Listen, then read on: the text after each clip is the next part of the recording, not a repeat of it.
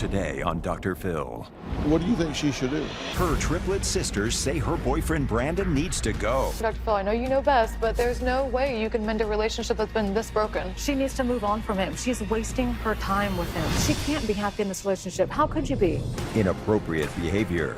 It's paying women for inflicting pain. If she's going to stay with him and be with that type of relationship, we're just not going to be involved in it. Strange fetishes. How's y'all's sex life, if I can be so bold? He makes it fun. You say I stand on his face or I kick him in the groin. I said Brandon was bad news after Lindsay discovered a bizarre double life that included a secret bank account he used to pay women to stomp and kick him with expensive designer shoes.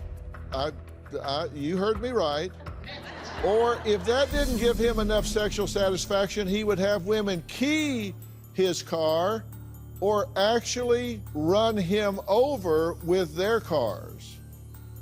Now, Lindsay wrote to me asking if Brandon could be fixed and felt caught between her concerned sisters and the man she said she loved. Take a look. Jessica and Kelly, my sisters, were triplets. We're extremely close. My sisters and I are not only triplets, but we were born from the same egg. For people that aren't a twin or a triplet, they may not understand, but I feel like a triplet bond is different. We're best friends. Yeah, we're best friends. Lindsay and Brandon were always happy, but all that changed about a year ago. Lindsay did show me one of the videos.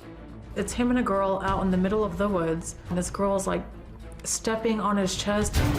Brandon wants the best of both worlds, a romantic and sensual relationship with me, and he wants to have women on the side to fulfill these urges that he has. I do feel that Lindsay should just move on in her relationship, and that involves leaving Brandon. The two of you are very concerned about what's going on with your sister, right? Absolutely. And this is your designer purse and your designer shoes. And Brandon had a girl damage these, and he says that's part of his fetish. He had a woman damage the bag, light it on fire, and burn it. Kelly, what do you think about this? I think it's crazy. You hate to think she's lying. Until she showed me the stuff, that's when I believed it. What kinds of things has he asked you to do that were outside your comfort zone? Kick him in the face, of course. Kick him, Kick him in the groin. If this is what he likes, I'm gonna try and please him. My relationship with the triplets is extremely complicated. Lindsay's known about my sexual tendencies since the beginning of our relationship. Lindsay was willing to experiment with me with things that I had paid other women to do. I've never physically cheated on Lindsay with any of these women. Physical pain is really what turns me on. You actually paid a woman to run over you with a car. It's swollen, man. That is definitely done. What was your immediate reaction to that? That was a bad idea. If it's such a bad idea, why are you asking me to do it then? But have we ever done it? No, because I know boundaries. If for him that's what is sexual and he does that with somebody other than you, then that's cheating. I'm glad somebody else is saying it. It's just because it comes from your mouth, Dr. Phil, and not mine, it's different. But we've Yeah. told her this 100 times. You say that you don't like talking to Lindsay's sisters. Why not? It's not that I don't want to talk to them, it's I don't like facing the reality of what this is. What is this? So I'm here hoping you could help me find out. You took a woman to y'all's father's shop When he's in the hospital dying of cancer. and film her destroying his record collection. You become sexually aroused. Sexually aroused, no. He filmed it so he could watch it later. How many times have you watched that video? He didn't get a chance to. I deleted everything off of his phone. At what point is he likely to decide what kind of rush it would be to have somebody beat the out of you? He already wanted someone to key her vehicle, so it's already getting into her. She knew where I lived, so I didn't feel safe at my own apartment anymore. So he's destroying your stuff one step away from you. Brandon, how do you justify that? It's selfish, but I don't have an excuse for it. I can't justify it. I can't.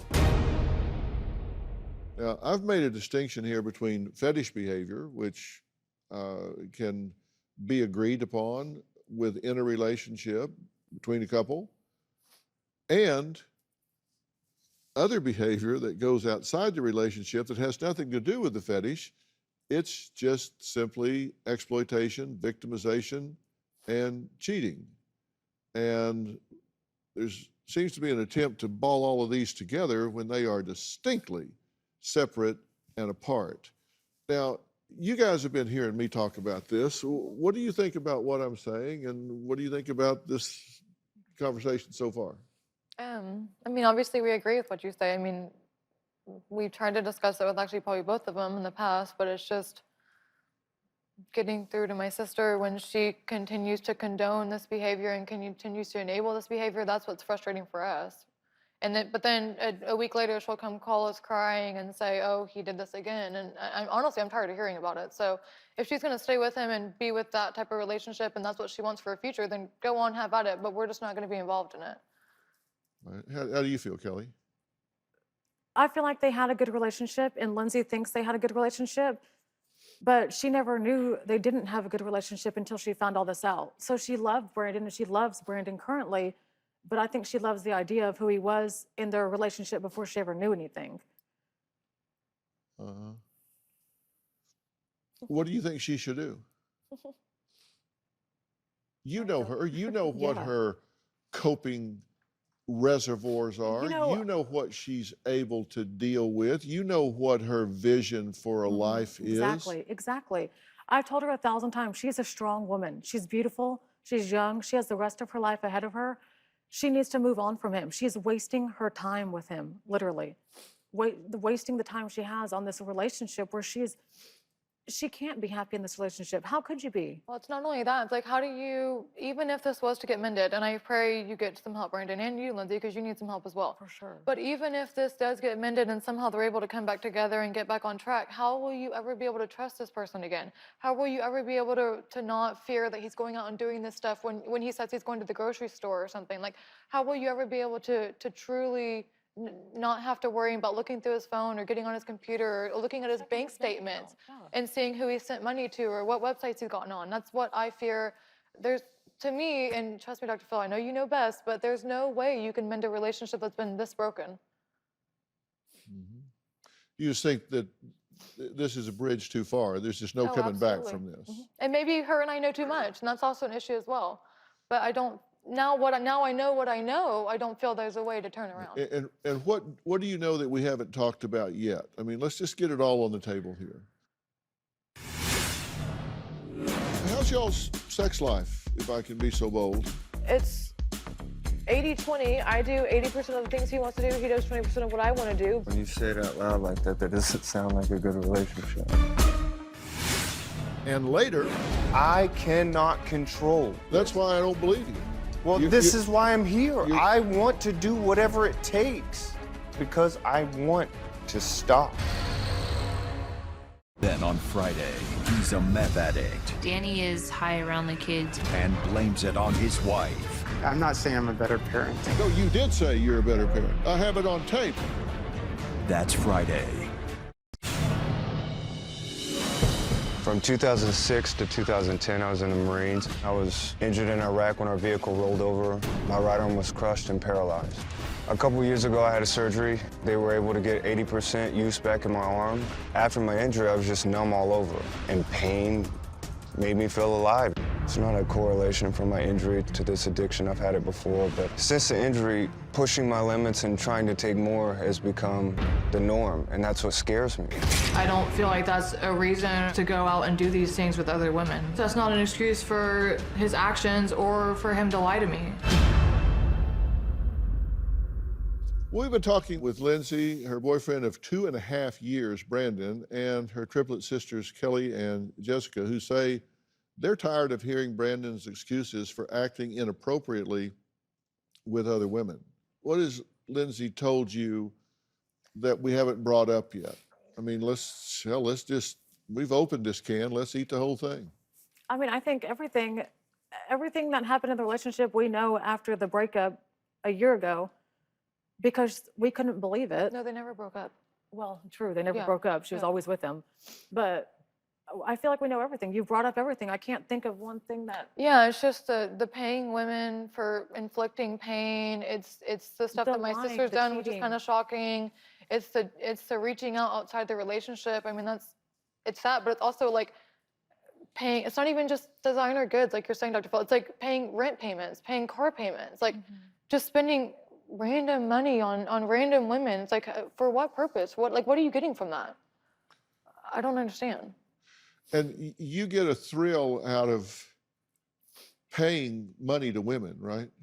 Yes, sir. It's not just what happens, it's just the fact that you're paying money to women. Yes, sir. And what do you say to yourself about that that's exhilarating? I don't know if it's an insecurity. I don't know if it's a power thing. Shame is the one thing that I do feel very shameful, and I am very remorseful for the things I do. I am. I don't know what other than feeling the fact that it empowers me, makes me feel good. I don't know. So how's y'all's sex life, if I can be so bold? I mean, we actually have a good relationship. Like, Brandon keeps everything very exciting, very fun. I mean, it's 80-20. I do 80% of the things he wants to do. He does 20% of what I want to do. But, I mean, we have a good relationship. When you say it out loud like that, that doesn't sound like a good relationship. 80-20. When you Just say doesn't. 80% of the things he wants to do, so you're Okay, like you're at home at night and you Yeah, decide, okay, we're at home and okay, you know, do you want me to kick in? Do you want me to crush you? Like, you know, what do you want me to do towards you? It's But I would also say that it has become a point to where, would you agree or disagree that we both do enjoy? No, I enjoy it. Absolutely. I'm not saying I don't. I do. Like, at this point, I'm 2.5 years in. I would not know how to be in a normal relationship anymore. It's just the truth. I wouldn't.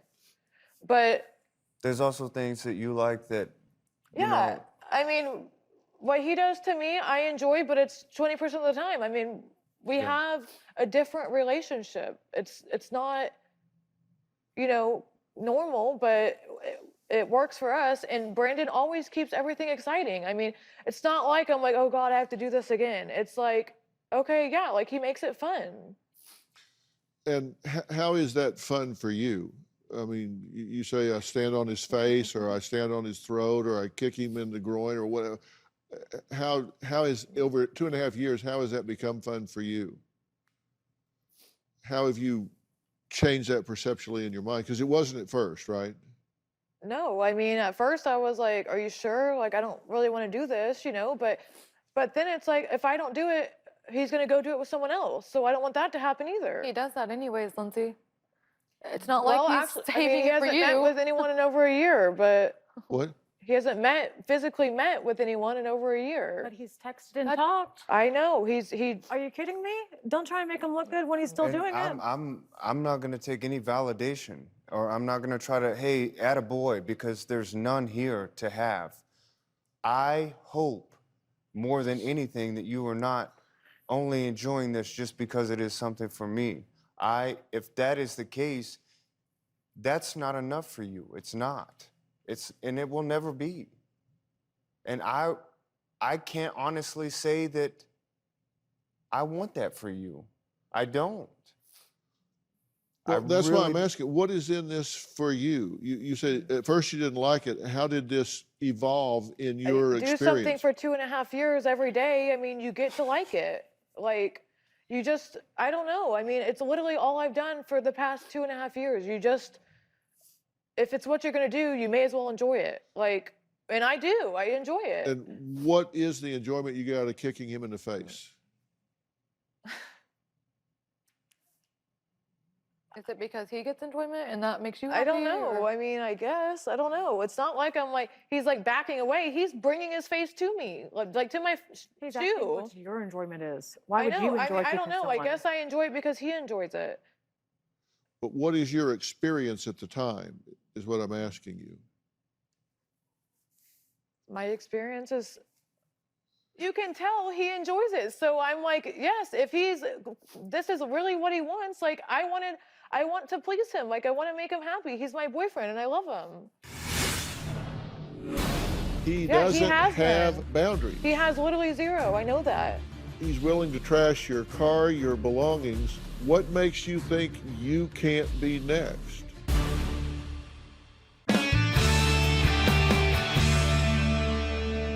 I wanted to read part of a statement here from a friend of Lindsay's.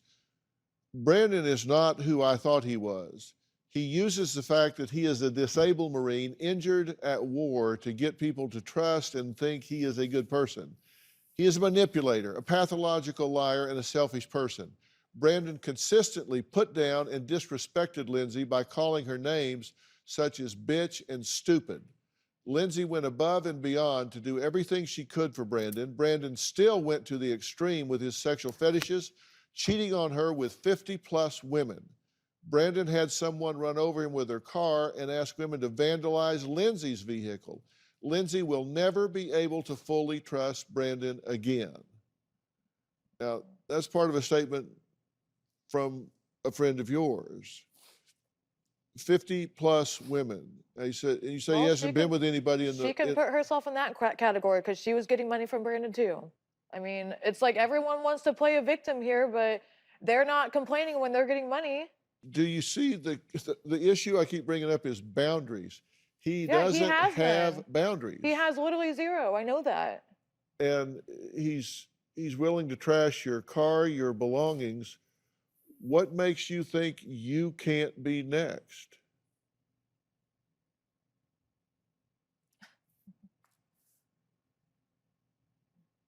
I don't know. I mean, I very well could be. Be honest with yourself. You say he hasn't been with anybody else for a year? I don't believe that. Well, in person, he just had someone text him on Saturday on the ride up here. But I mean, why do he's you still believe he hasn't talking been to with anybody these in person women. for a year? Good question. Because he told me and I want to trust him. Oh, well, as long as he said he hadn't. Oh, I didn't know that. Okay. That's their relationship, literally. I want to trust that he's like on the right path. That's why I'm here. I want to put this out in the open. I want to do whatever it takes because I don't want to go. Why are you telling her you haven't been with anybody in a year? I have not physically met up with women like I had weekly in almost a year. In almost a year. Have I engaged in conversation? Have I sent money? Yes. Not physically met up with these people. And yes, that is a big step for me, and I would love to go further, but I cannot honestly say the next week, next month, that I wouldn't. Because I cannot control. I cannot control this. That's why I don't believe you. Well, this is why I'm here. I want to do whatever it takes. Whatever it takes. Well, whatever it takes is being 100% honest and forthcoming. And you're telling me I can't control myself, but yet I have restrained myself for the last year. Which is it? You've restrained yourself for the last year or you can't control yourself. Those two sentences do not live in the same world. You either can't control yourself or you've controlled yourself for the last year. One of those is true, one of them is not. I have moderated myself. Does that make sense? Is that a better statement? It's a better attempt. I mean, he still reached out for conversations. He still sent money to these women. And he says he hasn't met up with anyone. I do not have control. I don't. Yeah. But I am sure as hell trying to do whatever it takes, coming on the show, putting all this out here, because I want to stop. I've gotten really good at running Why do you want from to stop? everything. If this is gratifying to you, why do you want to stop? To what point? I'm going to be 50 years old, still continuing to hurt people, still continuing to lie, still continuing to do things that I know are not right, and I feel shameful later. No, I don't want that. You want to stop lying, but you don't want to stop the fetish. You just want to stop lying. I would love. I don't feel the fetish is a problem. I feel the lying and trying to go about it the way that I have for as long as I can remember. That is the issue. But you fully acknowledge that practicing this fetish behavior with her is not enough. You have to have other women involved, at least up until now. I've never fully been involved with someone like Lindsay, so I've always went elsewhere. I always have. And so I use that as a validation of that's why I'm still doing it. I am fully happy with what Lindsay and I do. Well, based on results, that's not true, I because you're understand that. reaching out to other women. If you were Because- fully happy with Lindsay, you wouldn't be you wouldn't be facilitating I this agree. with other women. I agree. I don't know how to stop. I don't. Well, there are some tough decisions to make here. We'll talk about settle for. Is there seriously something wrong with him? Feel Yes, like there's seriously something wrong with him. if he gets help, do you feel like it's possible that we move forward?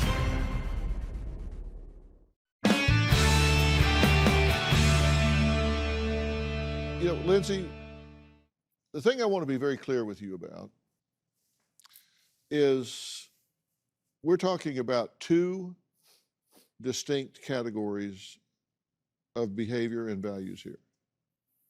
One is the fetish behavior, and that's between the two of you. You're adults, and that's your decision. When it gets to the point where you're having a car run over your arm, then that's not okay. That's not what sadomasochistic behavior is about. That you've gone beyond fetish behavior, and you're now into self-destructive behavior that's toxic and pathological. So you've gone outside the bounds of what I think people would normally define as sadomasochistic behavior and become self-destructive. And you need to be aware that people might look at a sadomasochistic relationship and say, that's sick. That's people's judgment, but that's between the two of you. But when it gets to the point that it's inflicting injury and putting lives at danger, then that's no longer fetish behavior, that's self-destructive behavior. When he's having his arm run over by a car, that can cause paralysis, it can cause a blood clot, which can cause death, that can cause, that's not fetish behavior, that's just stupid. And that's stupid behavior. And that means there's something in there filter-wise that's not right, because he's obviously not a stupid person. Yeah. So something's distorting your perception, right? For that to be okay, and you said immediately when you did it, bad idea. Yes, sir. Your filter cleared right up, because you're not a stupid person. That's just a self-destructive behavior. That's not a smart thing to do. And you know that intellectually, correct? Yes, sir. So even the bounds of the fetish behavior have been violated. But let's set that extreme behavior aside and just say the two of you have a sadomasochistic sexual relationship, and say we're not going to pass any judgment on that whatsoever. If that's what floats your boat, then get a paddle, okay. But then there's a whole other category of behavior, and that's integrity. Does your partner have the emotional integrity to be honest with you, to be truthful with you, to be predictable with you, to be someone that you can count on, to not betray you? And he says, I haven't been with anybody physically for almost a year. But he says, I have been in contact with other women by text, phone, internet, whatever. I have been sending them money. That's not okay. I agree. I mean, it's like you can just cheat on me a little bit. You just cheat on me sort of. The question becomes, what are you willing to settle for? Because you teach people how to treat you, and you get in this life what you're willing to ask for and what you're willing to settle for. And he clearly needs help. He knows he needs help. You know he needs help. You know he needs help. You know he needs help. People driving by out on Melrose know he needs help. Hell, this isn't Lassie could figure that out. You know that, right? Yes, sir. You've said that. That's why you're here. And the question is, do you want to continue to be violated in hopes that he will eventually get that and this relationship will be salvageable? No, And I what is your mean, answer to that question? no, that's why we're here. Do you believe this is an addiction, or do you believe it's just him being a man and going after what he wants? Like, is there seriously something wrong with him to where he's doing this? There's seriously something wrong with him. I mean, That's obvious. really? That's your question? Yeah, because I feel Yes, like there's if he, seriously something wrong with him. okay, so if he gets help and you feel like it's possible that we move forward, like, am I ever going to get this out of the back of my mind? Are we going to be able to be in a relationship happily and not have to constantly worry about this? Well, there's the $64,000 question, and I'm going to answer that right after the break.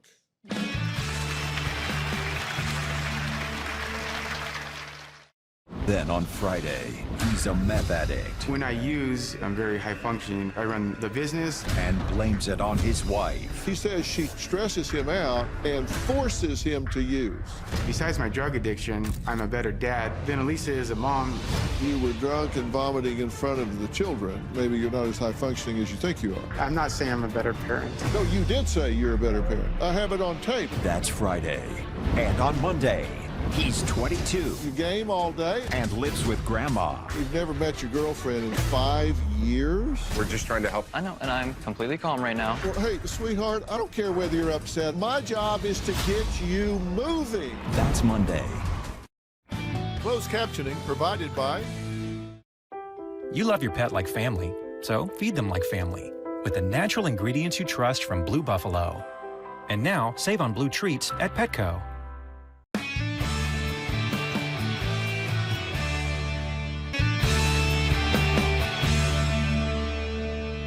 You ask me, is there a chance here, if there's something wrong with him, is it something wrong that's fixable? Yeah. And if it's fixable, then can we have a relationship that is sustainable across time? We can have a happy life together, have a family. Can we move forward? I'm going to answer that for you and tell you this is a very high risk situation. If you were my daughter, I would tell you not to walk away from him. I would tell you to run away from him. I would tell you to get as far away as fast as you possibly can, because this is a high risk situation, and the chance of this coming to resolution in any kind of time frame that you would want is very, very, very low. Because I'm not sure what he considers fixing is what you consider fixing. I'm not talking about the fetish, I'm talking about the absence of moral compass here. And Brandon, I don't know why you're doing what you're doing, but I have some theories about it. You're not really doing anything to work on this, correct? No, sir. Which is the reason I would tell you not to walk, but to run. He knows what's going on. He knows he's hurting you. He knows you're in pain. He knows he's going behind your back. He knows he's violating you. He knows he's out of control, and he's not doing one damn thing to try and fix it. That's true. And to me, that speaks volumes. He didn't write in, you did. You guys asked for the help, not him. He's just here.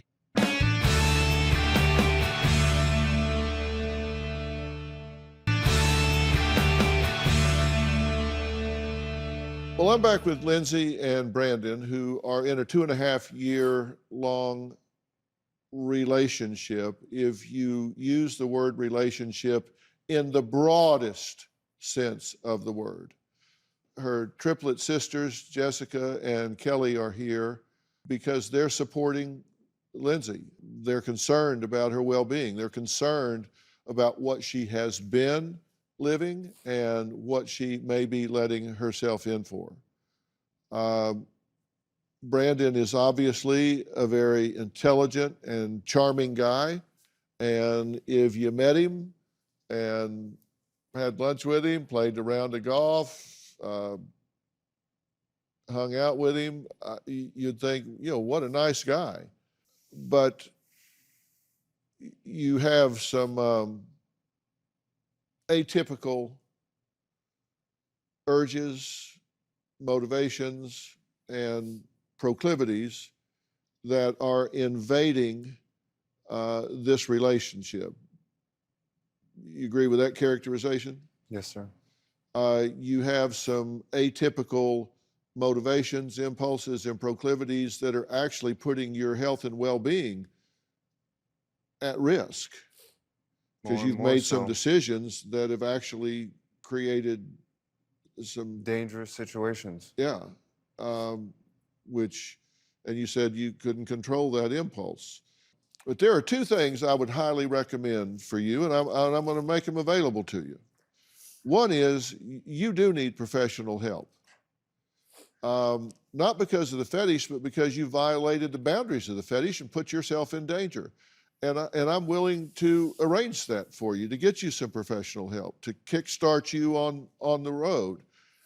And I also think you need to have your brain seriously evaluated to see whether or not you have some type of anomaly from your traumatic brain injury that has changed your pleasure centers in some way, have scrambled the neurotransmitters in the neocortex of your brain, your amygdala, the cingulate gyrus of your brain in such a way that your impulse control and what it takes for you to move the needle has really been distorted. And I can tell you that I am highly suspect that that is true. And I also know that at your age, there is tremendous progress that can be made to heal that, if that is in fact the case. The brain's a very resilient organ. And I would rule that out, because if you don't rule that out and there are anomalies in your brain, all the talking therapy in the world is going to be building a house on sand. So I think you need to look at that first. And I'm going to call my dear friend, Dr. Daniel Amen, at Amen Clinics, and see if we can arrange for you to go to the Amen Clinic and have your brain evaluated there, and see if in fact there are some things that you can do. First, is there damage? Are there some anomalies? And if so, what kind of protocol would change that for you? And if I were you, I would want that information as soon as possible, real fast, because if that's true, a lot of this could be involuntary for you. I mean, you're like a passenger on a runaway train. If part of your brain is overspeeding and part of your brain is asleep, it needs to be awake. We need to find that out real fast, because you could be like back in row 14 on a runaway train, not up there steering this thing. And in fairness to you, I think that needs to be evaluated. And then, if that's true and those things are addressed, then the cognitive behavioral therapy, changing what you say to yourself, your internal dialogue, could have a profound effect across time. And I would watch very closely to see whether he really immerses himself in that process or whether he doesn't. And find out what's... According to you, I shouldn't be around for the process. Exactly right. What you're saying? Exactly right. I would let him go do this and see what you find out.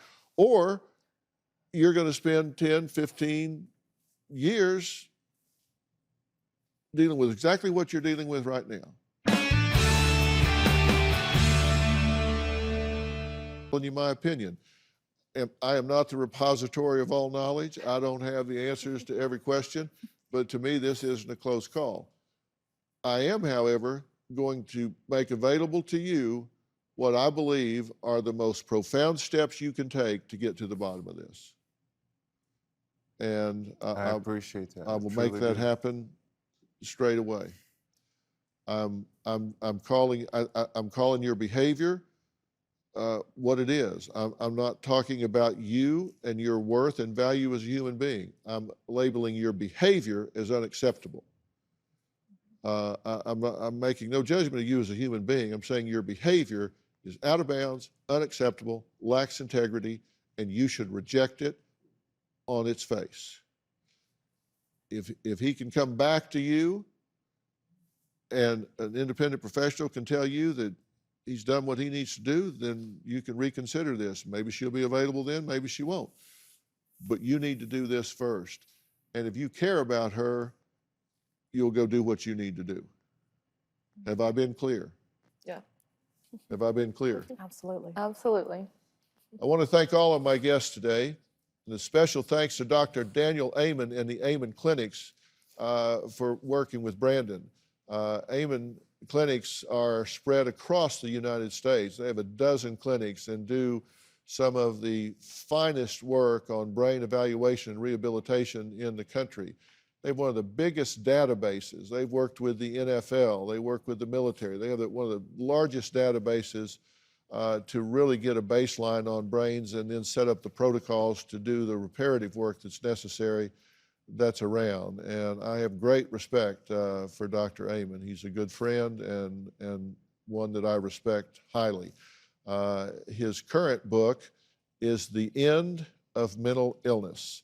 And the title is because he believes that the brain function is what really underlies so much of what we now consider to be psychiatric in nature. I highly recommend it. It's a great read. For more information about today's show outlets, I'm always on Facebook talking about these things after the fact, hearing what you guys have to say and chatting it up. You can also find me other places, Twitter and Instagram. That's all for today. Don't forget to tune in to Robin's podcast, I've Got a Secret. We'll see you next time.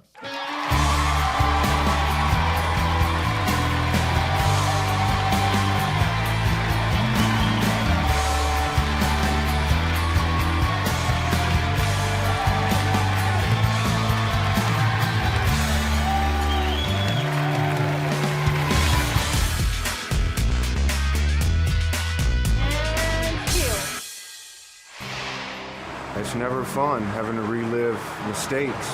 And then hearing him tell Lindsay to run, not walk away from me is probably one of the hardest things I heard. We came to get Dr. Phil's help. I mean, this was the guy for us and for our situation. I'm happy that she gets direction now from a professional. I'm here at Dr. Amen's office to do a scan to see what might possibly be some of the issues that I might be dealing with. I got a call from the folks at Dr. Phil. They said he wanted me to see you today.